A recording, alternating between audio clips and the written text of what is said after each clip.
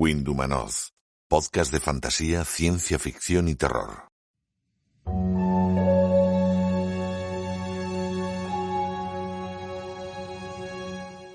Descubrir a un nuevo autor o a una nueva autora es para cualquier lector un acontecimiento.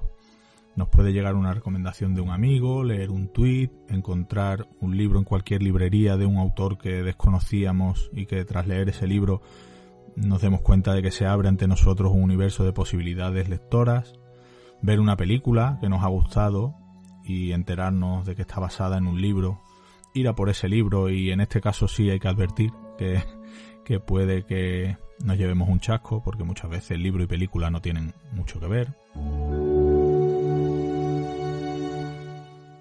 Conocí la obra de la autora de la que vamos a hablar ahora en 2013. Anna Starobinets era muy desconocida por aquella época en nuestro país, pero en la revista Que Leer salió un pequeño artículo en el que hablaban de ella, de una novela que se había publicado en nuestro país, la primera novela de ella que se publicaba en nuestro idioma, lo hizo la editorial Nevsky y esa novela era El Vivo. Me llamó la atención ese artículo, después de leerlo me fui a la librería y encargué El Vivo, lo leí y la verdad es que me sorprendió muchísimo y desde entonces, de un día para otro, Anna se convirtió en una de mis autoras favoritas. Pero ya digo, estamos en 2013 y entonces todavía no era muy conocida. El libro había salido unos meses antes, de hecho, en 2012 Nevsky publicó 2 libros de Starobinets, la novela El Vivo y la antología de relatos Una edad difícil, de la que hablaremos también un poco más tarde. Anna Starobinets nació en Moscú el 25 de octubre de 1978, estudió filología en la Universidad Estatal Moscovita, ha trabajado para algunos de los más importantes periódicos de su país y es autora de varias novelas, antologías de relatos, libros para niños, guiones. También está ahora con talleres de escritura, dando charlas sobre todo a los más pequeños para alentar a la lectura. En Rusia empezó a tener éxito hace muchos años y en España, como decía antes, no pudimos disfrutar de ninguna de sus obras hasta 2012 cuando Nevsky publicó El Vivo, con diseño de portada de Zuri Negrín, introducción de Julián Díez y la traducción de Raquel Márquez García. Como veremos a continuación, la publicación de sus obras en nuestro país no guarda un orden cronológico respecto a la publicación original. En El Vivo, que es una novela de 2011, el mundo tal y como lo conocemos ya no existe. Nadie muere, los fallecidos vuelven a nacer en otra parte y todos tienen un código de encarnación con información de vidas pasadas. La población de la Tierra se mantiene fija en número y El Vivo decide todo. Cuánto vivirá cada uno, dónde, a qué dedicará su vida. Ese equilibrio se verá alterado el día que nace un ser sin código llamado Cero, que es el protagonista de la novela. El Vivo es ciencia ficción distópica. Tiene una ambientación alucinante, está muy bien narrada, como todo lo que hace esta autora. Engancha desde el principio. Starobinets además tiene la habilidad de contar una historia que en apariencia nada tiene que ver con nosotros, con nuestra realidad, pero como ocurre en muchas ocasiones con la ciencia ficción, a medida que vamos leyendo, no podemos evitar comparar esa sociedad con la sociedad en la que vivimos. Entre otras cosas, pone el acento en transmitir las virtudes y los defectos de las redes sociales, cómo las nuevas tecnologías han anulado al individuo, cómo la población está hiperconectada, sus miembros se relacionan entre sí casi en exclusiva de forma virtual y han ido perdiendo las habilidades sociales que siempre habían tenido. Bueno, seguro que esto suena de algo, ¿verdad? Y hay que tener en cuenta que esta novela se escribió hace 10 años, por lo tanto, también el camino que llevaban ya lo atisbó Starobinets hace bastante tiempo. Pero Nevsky quería ir más allá y tras traducir El Vivo para nosotros, quería más. Y en ese mismo 2012 publicó Una edad difícil, que es una antología de relatos, que es de 2005, Como os decía antes, no guarda relación la publicación en nuestro país con el orden cronológico de las obras. Y en 2012 publicó esa antología, Una edad difícil, con prólogo de Ismael Martínez Viurrun y una vez más con la traducción de Raquel Márquez García. Me gustaría ahora hablar un poco del terror de Starobinets, porque en Una edad difícil es bastante característico y quien quiera acercarse a esta autora, yo siempre hago las dos recomendaciones. Si quiere novela, empezar por El Vivo, y si quiere antología de relatos, creo que Una edad difícil es perfecta. El terror de Starobinets, la verdad es que sus relatos no se olvidan fácilmente. Tiene una habilidad que es llegar al horror desde situaciones cotidianas, unas situaciones que en apariencia no tienen ningún misterio.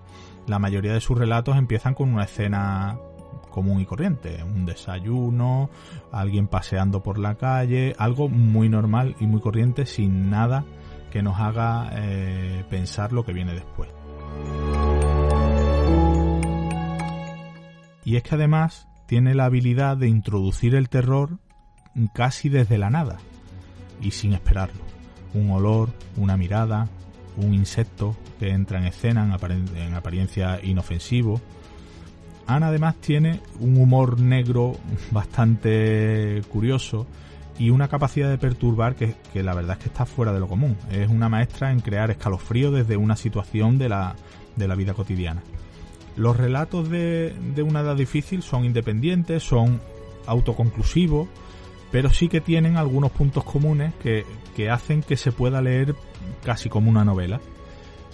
Sus protagonistas son personas de clase media, con sus obsesiones, con sus problemas, como los de todo el mundo. Y como decía antes, el punto de partida de los relatos es tan cotidiano como el desayuno que hemos podido disfrutar cualquiera de nosotros esta mañana. Todo va bien hasta que de repente, de forma muy sutil, algo aparece y sin darnos cuenta estamos inmersos en el horror en el que nos quiere introducir Starobinets. Los 8 relatos de este libro nos muestran a un niño obsesionado con no pisar la grieta del asfalto, a una mujer que encarga a un replicante para sustituir a su marido, una agencia que se encarga de eliminar a según qué personas. Como os decía antes, mi consejo es que si queréis empezar a leer a Starobinets, si os gusta la ciencia ficción, leáis El Vivo, y si preferís el terror, Una edad difícil. Nevsky publicó 2 libros más de Ana. En 2014 llegó una nueva colección de relatos, también de bastante alto nivel, titulada La glándula de Ícaro. Esta antología es originalmente del año 2013, se publicó en España un año después, con el diseño habitual de portada de Zuri Negrín, con introducción de Ismael Martínez Viurrun y la traducción de Fernando Otero. La verdad es que La glándula de Ícaro es también un ejemplo muy claro de lo que es el estilo Starobinets. Son escenas cotidianas que se ven alteradas de repente, de forma muy sutil, y nos sumergen por completo en un mundo a medio camino entre lo real y lo onírico. Son los temas principales que trata la autora en esta antología son el cambio y la transformación, y de ahí el subtítulo de la misma, que es el libro de las metamorfosis. En 2015 se publicó su novela Refugio 3/9. Esta novela se publicó originalmente en 2011, como veis seguimos con el baile de fechas, y en este caso Nevsky la publicó con la traducción de Marta Sánchez Nieves Fernández, y es una novela extraña, quizá el trabajo más peculiar de Starobinets, que ya es decir, porque todos sus trabajos lo son. Es una novela que mezcla géneros entre realismo, fantasía, habla de desintegración familiar. Es una novela bastante entretenida, pero a la vez es muy oscura. Vuelve a poner el foco en problemas cotidianos, pero en esta ocasión se apoya en mitos, en folclore y a jugar con la dualidad entre el mundo real y el mundo imaginario. El protagonista es un niño, que por cierto esto es un recurso bastante habitual en la escritora rusa, como ya hemos visto y como veremos un poco más adelante. No es raro que un crítico literario como Lev Danilkin haya dicho que leer a Anna Starobinets es tan divertido como perturbador y que Refugio 3/9 es un claro ejemplo de ello. Así que si queréis algo más extraño de lo habitual en Anna, que ya es decir, ahí tenéis esta novela. Desde 2015, cuando se publicó Refugio 3/9, hemos tenido ahí una travesía por el desierto sin nada nuevo de Anna traducido a nuestro idioma, y además es que la vida de esta autora se vio sacudida por un grave problema personal que la alejó temporalmente de la literatura, pero bueno, por suerte para nosotros ya está de vuelta y ahora está preparando varios libros, guiones, tanto para adultos como para niños, y también participa en talleres de escritura, en charlas en las que anima a la lectura, sobre todo a los más pequeños, y está de nuevo con una actividad, la verdad es que frenética. Cuando surge una nueva escritora, que además obtiene cierto reconocimiento, automáticamente se le suelen poner etiquetas. En el caso de Starobinets se puede encontrar en internet, si buscáis, referencias a Stephen King, a Neil Gaiman, a Philip K. Dick, incluso a Frank Kafka, y siempre con la coletilla de la tal rusa, por supuesto, es decir, la Stephen King rusa, la Neil Gaiman rusa, la Philip K. Dick rusa.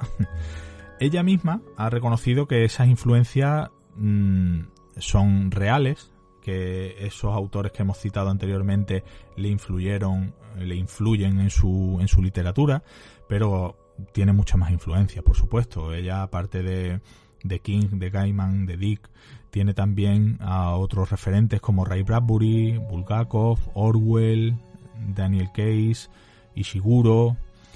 Yo no suelo estar de acuerdo con las etiquetas, que se le ponga a un autor la etiqueta de la nueva tal o el nuevo tal, y en este caso no es una excepción, porque yo creo que Starobinets tiene un estilo personal, una forma de escribir y de transmitir que tiene entidad propia, que puede tener influencias de esos autores, por supuesto. Todos tenemos influencias de nuestras lecturas, pero ella ha sabido tener un sello propio y una personalidad propia. Fue en 2019, cuando acudió al Festival Celsius, cuando el fandom español descubrió en masa a Anna, y desde entonces la verdad es que no ha dejado de sumar seguidores en nuestro país.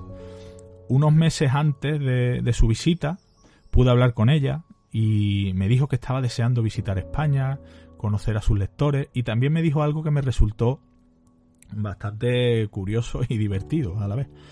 Y es que me dijo que para ella siempre había sido un misterio que los españoles, con nuestro carácter tranquilo, con nuestro carácter alegre, optimista, que encontráramos interesantes sus historias, porque su historia, claro, ella dice, mis historias son oscuras, son pesimistas, ambientadas en tierras frías, en tierras horribles, y cómo es posible que a los españoles, con ese carácter que tienen, le gusten tanto.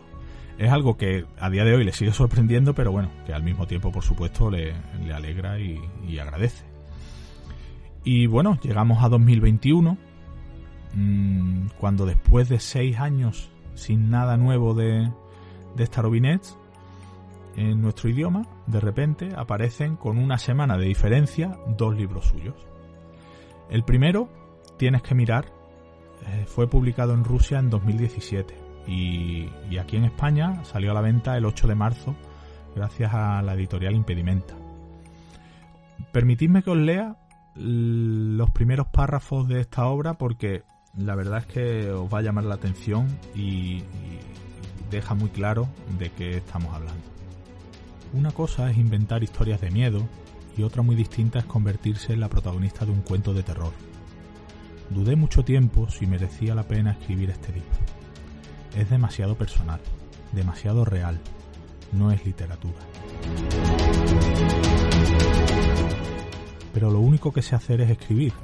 No tengo ninguna otra habilidad para cambiar el mundo.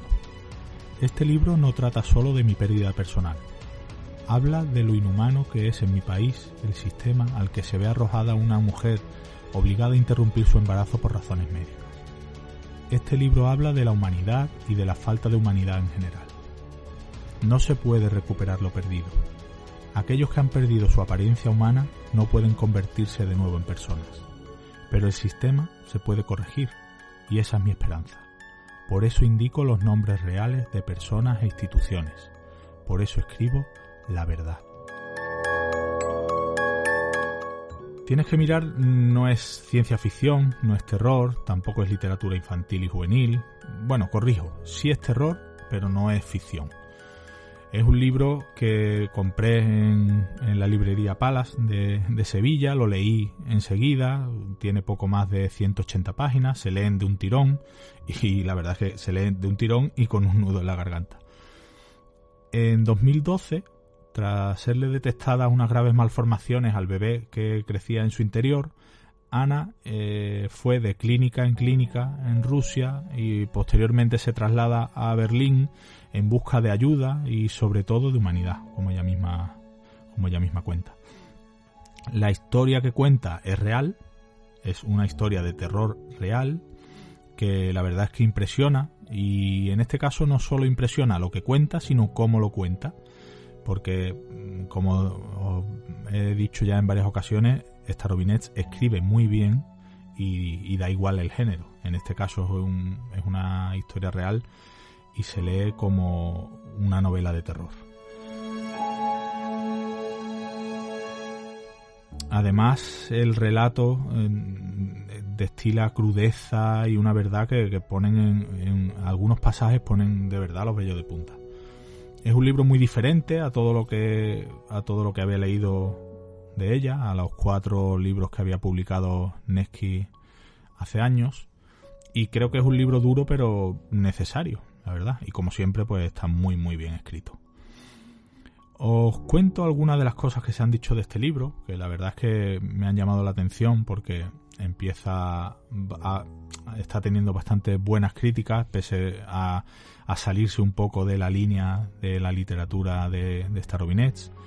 Por ejemplo, Enrique Redel, editor de Impedimenta, ha dicho de este libro que es uno de los libros más hermosos, brutales, humanos, intensos y duros que hemos leído en mucho tiempo.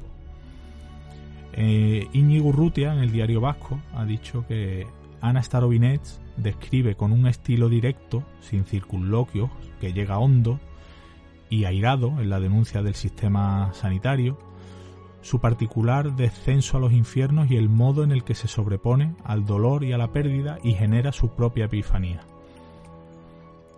En Rusia, donde ha habido bastante polémica por este libro, ya que critica el sistema sanitario de aquel país, Galina Yusefovich, que es una crítica literaria rusa, ha escrito que se trata de un trauma silenciado en Rusia, que es ya, gracias a este libro de lectura obligatoria, un secreto a voces.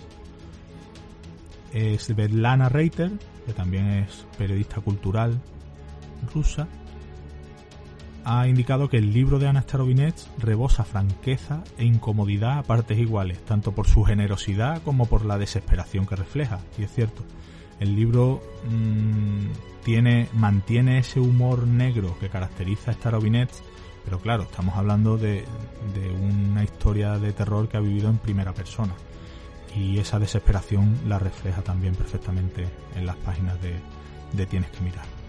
Y como os decía, si hemos estado 6 años sin nada nuevo de Starobinets en nuestro país, de repente en una semana se han publicado 2 de sus libros.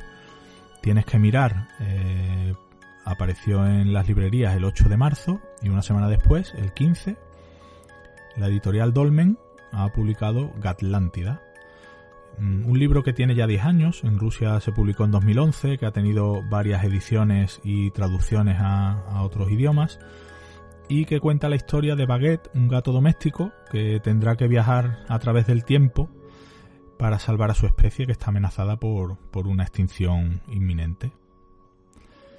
De este libro, la verdad es que está teniendo muy buenas críticas, las entiendo, porque la verdad es que es un libro muy recomendable y, como veremos a continuación, no es un libro para niños solo, sino que puede disfrutarlo cualquiera. En el Kirkus Reviews Han dicho que es una historia alucinante sobre la magia de los gatos, el folclore y el amor, una visita obligada para quienes buscan experiencias literarias culturalmente diversas. En el suplemento literario del Times han escrito que Gatlántida es edificante y divertido, mantiene al lector cautivado hasta el final en esta epopeya imaginativa. En el Alison's Book Pack escriben que Gatlántida debería encontrar un hogar en los corazones de todos los amantes de las historias de animales, del folclore y la fantasía. Y en The School Bibliotecario apuntan que es un libro bastante extraordinario, maravillosamente caprichoso y delicioso, un libro tanto para niños como para adultos. Y así es, Gatlántida, pese a que se etiqueta como libro infantil y juvenil, es un libro que puede disfrutar cualquiera, como se suele decir, desde los 5 hasta los 95. Me gustaría terminar el repaso a estas obras, a las obras de Starobinets, con una saga que todavía no está publicada en España, titulada A Beastly Crimes Book. Los personajes principales son un tejón detective y su ayudante, al estilo Holmes y Watson, y son historias detectivescas infantiles que están protagonizadas por animales del bosque y que ya va por su 5ª entrega. Espero que alguna editorial española se anime a traducirlas para que las podamos disfrutar pronto por aquí. A lo largo de los años, Ana ha cosechado bastantes premios. Sé que se suele decir, y estoy de acuerdo, que los premios no son en muchas ocasiones indicativos de nada, pero en este caso he leído la obra de Ana y creo que son tanto los premios locales como internacionales que ha conseguido, yo creo que son más que merecidos. Entre otros está, por ejemplo, el National Bestseller Prize de Rusia, el Nocte en España, el Utopiales European Prize de Francia, Gatlantis, o Gatlántida ahora en nuestro idioma, fue elegido libro infantil del año 2017 en medios británicos como el Observer y el Telegraph.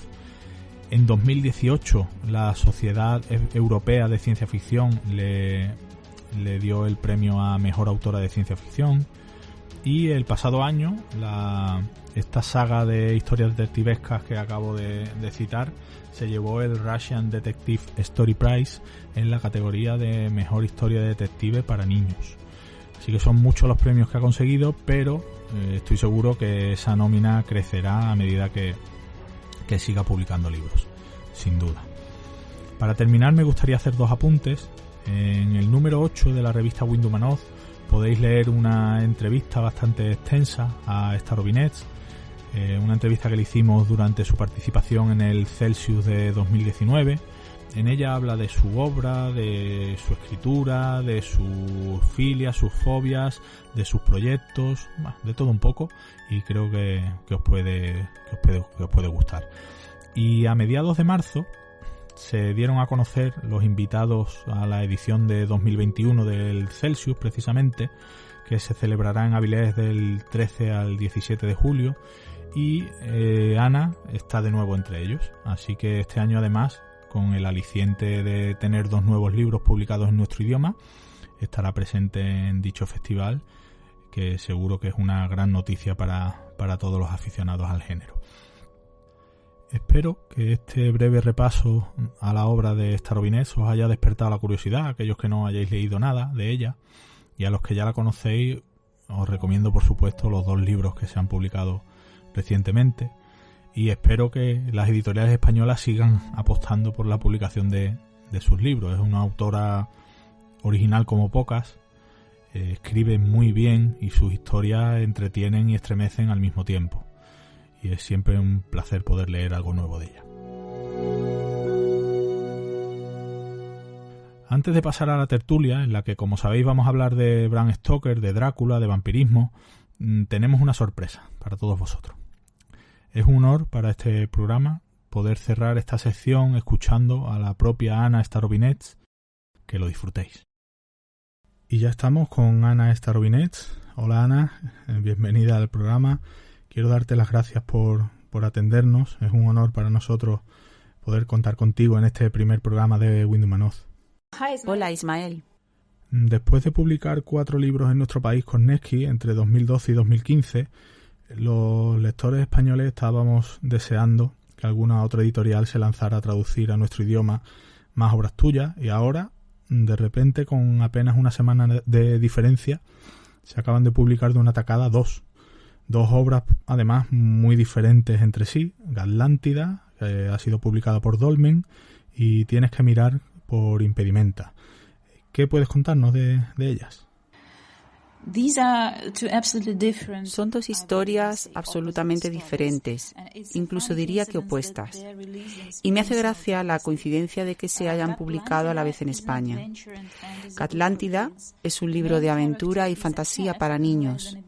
El protagonista es un gato con la habilidad de viajar en el tiempo que se dirige al pasado para encontrar una flor misteriosa que concede a todos los gatos la habilidad de tener 9 vidas. Bien, es una historia divertida con montones de aventuras, milagros y nanas de gatos. Tienes que mirar es una obra de no ficción, una triste.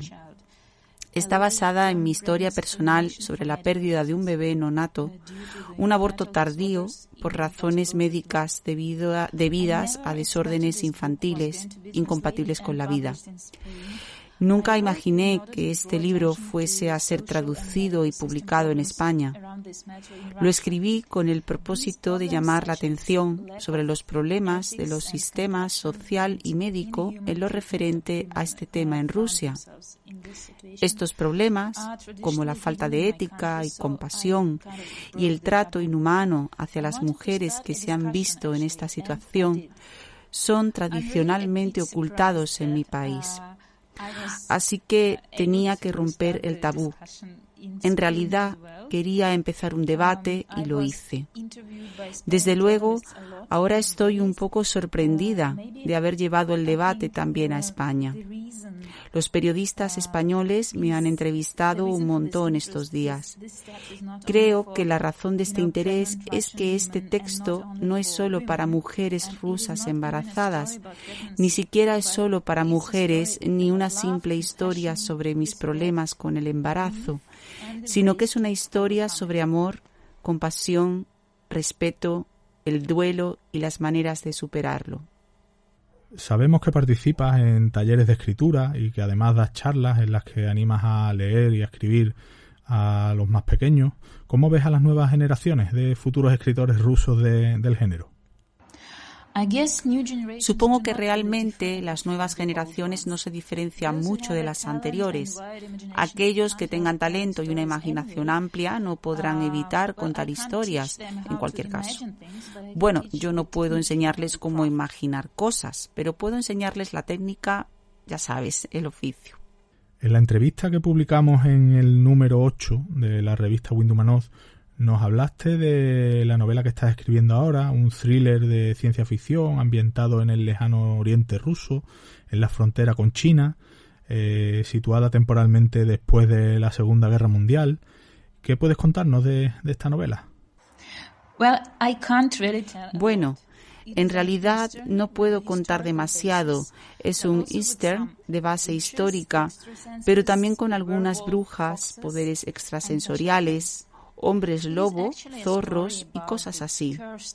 Realmente es una historia sobre un lugar maldito en la frontera entre Rusia y China después de la Segunda Guerra Mundial, y sobre cómo el personaje protagonista encuentra el amor, su destino y quizá la muerte.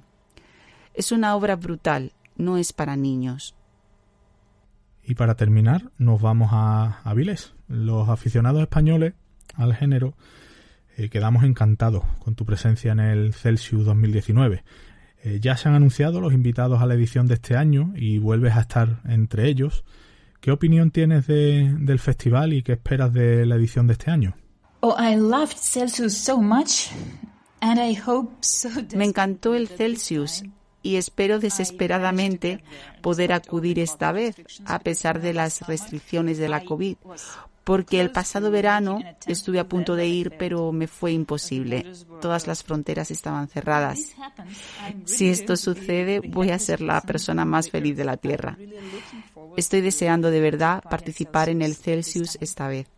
Ana, ha sido un verdadero placer contar contigo en el estreno de nuestro programa. Muchas gracias por atendernos. Un abrazo. Ismael, thank you for the conversation. Ismael, gracias por la conversación. Ha sido todo un placer. Adiós. En Windumanoz queremos traerte lo más interesante de la actualidad de los géneros especulativos, junto con la mejor ficción corta y el mejor arte. También queremos ayudar a los autores dándoles voz y visibilidad. Y para todo ello, necesitamos contar con tu espada.